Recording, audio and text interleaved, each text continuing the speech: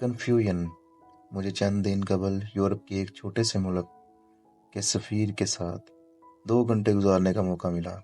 سفیر اس سے پہلے ویتنام، قازقستان اور انڈونیشیا میں خدمات سر انجام دے چکا تھا۔ مجھے اس کے ملک کے وزٹ کا اتفاق ہو چکا تھا، چنانچہ ایک سفارتی تقریب میں اس سے ملاقات ہوئی۔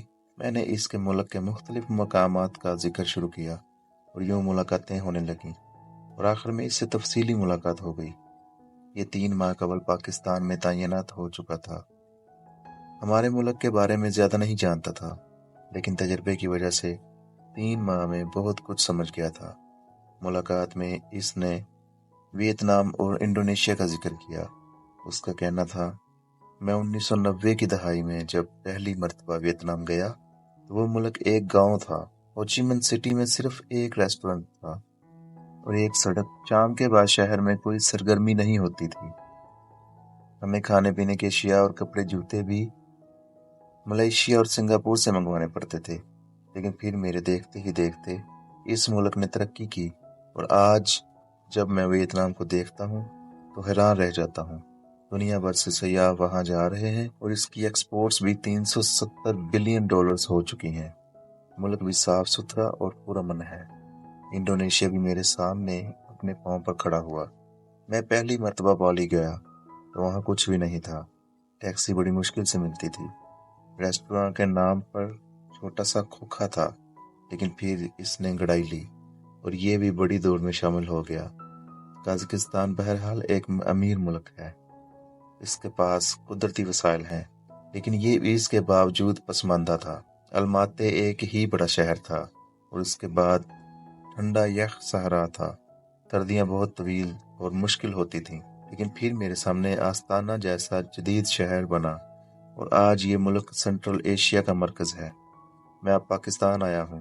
میں نے 3 مہینوں میں جو چیزیں نوٹ کی وہ میں آپ کو بتانا چاہتا ہوں۔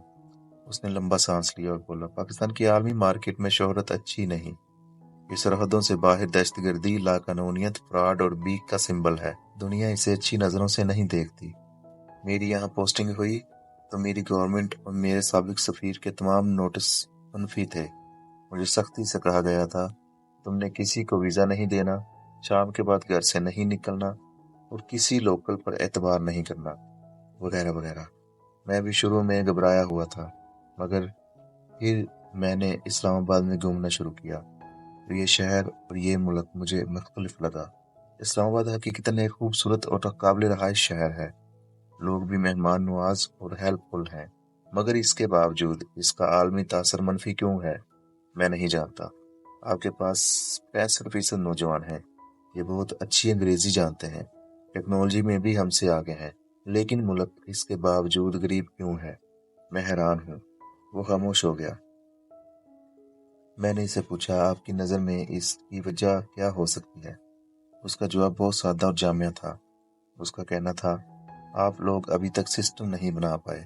آپ نے یہ فیصلہ بھی نہیں کیا آپ نے کرنا کیا ہے۔ مثلا میں جب آیا تو میں 100 یورو تبدیل کرانے کے لیے منی چینجر کے پاس گیا۔ اس نے ویزا دکھانے کا کہا۔ میں نے جواب دیا، میں ڈپلومیٹ ہوں، مجھے ویزے کی ضرورت نہیں۔ اس کا جواب تھا، میں ویزے کے بغیر آپ کی کرنسی تبدیل نہیں کر سکتا۔ میں بہت حیران ہوا۔ میں اس کے بعد 3 منی چینجر کے پاس گیا، مگر کسی نے پیسے تبدیل نہیں کیے۔ میں نے اس سے کہا، بھائی میں آپ کو یوروز دے رہا ہوں، لے نہیں رہا، اور میں آپ کے ملک میں رقم خرچ کرنا چاہتا ہوں، اور اس کے راستے میں بھی اتنی رکاوٹیں ہیں۔ بہرحال قصہ مختصر، میرے ڈرائیور نے مجھ سے یوروز لے لیے۔ وہ گیا اور چند سیکنڈ میں روپے لے آیا۔ یہ چھوٹی سی مثال ہے، لیکن یہ ثابت کرتی ہے آپ کے ملک میں بیسک سٹرکچر بھی نہیں بنا۔ دوسرا، ملک میں پچھلے 2 سال سے عملاً کوئی حکومت نہیں۔ میرے ملک کی کمپنیاں یہاں کام کرنا چاہتی ہیں، لیکن وہ کس کے ساتھ بات کریں؟ ملک میں عملاً کوئی اتھارٹی موجود نہیں۔ بیوروکریٹس عارضی ملازم ہوتے ہیں، ان کے ساتھ کون ڈیل کرے گا؟ نگران حکومت صرف نگرانی کر سکتی ہے، فیصلہ نہیں۔ لہٰذا یہاں اتھارٹی کا کنفیوژن ہے، اور اس کنفیوژن میں آپ لوگوں کا بہت وقت ضائع ہو رہا ہے۔ آپ جیسے تیسے اوپر نیچے کر کے یہ کنفیوژن ختم کریں تاکہ ملک چل سکے۔ IMF اور ورلڈ بینک بھی ڈیل سے پہلے تمام سیاسی جماعتوں سے ملاقات کرتا ہے۔ اور آخر میں فائل سائڈ پر رکھ دیتا ہے، اور یہ رویہ آپ کے لیے خطرناک ہے۔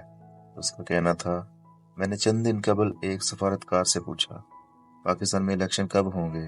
اس کا جواب تھا 8 فروری کو ہوں گے، کس سن میں ہوں گے یہ میں نہیں جانتا۔ اور یہ دنیا کی آپ کے الیکشن کے بارے میں رائے ہے۔ ہم سب یہاں سفارتکاری اور بزنس کے لیے ہیں۔ ہماری موجودگی کا اگر ہمارے اور آپ کے ملک کو کوئی فائدہ نہیں ہوگا تو پھر یہ وقت کا ضیاع ہے۔ اب سوال یہ ہے کہ اگر ہمارے لوگ یہاں نہیں آئیں گے اور آپ کے لوگ ہمارے ملک میں نہیں جائیں گے تو پھر سفارتکاری اور بزنس کیسے ہوگا؟ ہمارے لوگ دہشت گردی، طویل بیوروکریٹک سسٹم اور سیاسی عدم استحکام کی وجہ سے یہاں نہیں آتے، جبکہ آپ کے لوگوں کو ویزے نہیں ملتے، اور یوں دو قوموں کے درمیان انٹریکشن نہیں ہوتا، اور اس کے نتیجے میں بزنس اور سفارتکاری دونوں مار کھا رہی ہیں۔ آپ ملک میں استحکام لے کر آئیں، وقت پر الیکشن ہو، حکومت کو بھی پتہ ہو وہ کتنے عرصے کے لیے ہے، اور دنیا بھی اس کی مدت سے واقف ہو، سسٹم کو بھی آسان اور سادہ کریں اور اپنی آبادی کو بھی کام پر لگائیں تاکہ ملک چل سکے۔ آپ دائرے میں کیوں گھوم رہے ہیں؟ سفیر کی باتوں میں دم تھا۔ ہم نے واقعی اپنی مت مار لی ہے۔ میرے پاس چند دن قبل ایک نوجوان آیا، اسے اٹلی کی ایک یونیورسٹی نے مکمل وظیفہ دیا تھا، اس کی فیس، رہائش اور کھانا پینا تک فری تھا۔ کلاسز شروع ہو گئیں لیکن اس کے ویزے کی باری نہیں آئی۔ میں نے اس کے لیے اپنے فارن آفس سے رابطہ کیا، پتہ چلا یہ اکیلا نہیں ہے، اٹلی کے سفارت خانے میں 1200 طالب علموں کی فائلیں اٹکی ہوئی ہیں۔ ان میں سے 400 کو اٹلی کی سرکاری یونیورسٹیوں نے فل اسکالرشپ دے رکھا ہے، باقی نے فیسیں جمع کرا رکھی ہیں، اور یہ رقم ملین یوروز بنتی ہے۔ میں نے رابطہ افسر سے پوچھا، آپ ایمبیسی سے بات کیوں نہیں کرتے؟ اس کا جواب تھا، ایمبیسی پر بہت ورک لوڈ ہے، عملہ کم اور درخواستیں زیادہ ہیں۔ دوسرا، ہمارے طالب علموں نے جعلی کاغذات سے ایمبیسی کا اعتماد کھو دیا ہے۔ یہ یونیورسٹی کے آن لائن انٹرویوز میں کسی دوسرے کو بٹھا کر داخلہ لے لیتے ہیں، اور جب سفارت خانے میں انٹرویو ہوتا ہے تو پتہ چلتا ہے یہ جس شعبے میں تعلیم حاصل کرنے جا رہے ہیں اور اس کی الف بے بھی نہیں جانتے، اور اس ایک آدھ واقعے کی وجہ سے باقی طالب علموں کی فائلیں بھی رک جاتی ہیں۔ یہ مثال ثابت کرتی ہے ہم بیرون ملک تعلیم کے لیے بھی کوئی سسٹم نہیں بنا سکے۔ ہمیں چاہیے ہم ہائر ایجوکیشن کمیشن میں ایک یونٹ بنائیں، اس میں اہل اور ایماندار لوگ تعینات کریں، اور پھر ایک ایسا سسٹم بنائیں جسے کوئی بریک نہ کر سکے۔ اس سے ملک کی کریڈیبلٹی میں بھی اضافہ ہوگا، طالب علموں کے سال اور سرمایہ بھی بچ جائے گا، اور سفارت خانوں پر بھی غیر ضروری بوجھ نہیں پڑے گا۔ دوسرا، ہم نے باہر سے پاکستان آنے والوں کے لیے بھی ویزا بہت مشکل کر دیا ہے۔ مجھے کینیڈا سے ایک کینیڈین نے بتایا وہ میاں بیوی پاکستان وزٹ کرنا چاہتے تھے۔ ہماری ایمبیسی نے ان سے نکاح نامہ مانگ لیا، وہ لیونگ ریلیشن شپ میں تھے، وہ سرٹیفکیٹ کہاں سے لاتے؟ لہٰذا یہ مسئلہ الجھا رہا۔ ہم ملک کو پوری دنیا کے لیے اوپن کیوں نہیں کر دیتے؟ آج اگر آپ کے پاس امریکہ، برطانیہ یا یورپ کا ویزا ہو تو آدھی دنیا آپ کو آن لائن یا آن ارائیول ویزے دے دیتی ہے، جبکہ یہاں یورپ، برطانیہ، امریکہ، Japan, Canada, Australia, New Zealand کے شہری بھی نہیں آ سکتے۔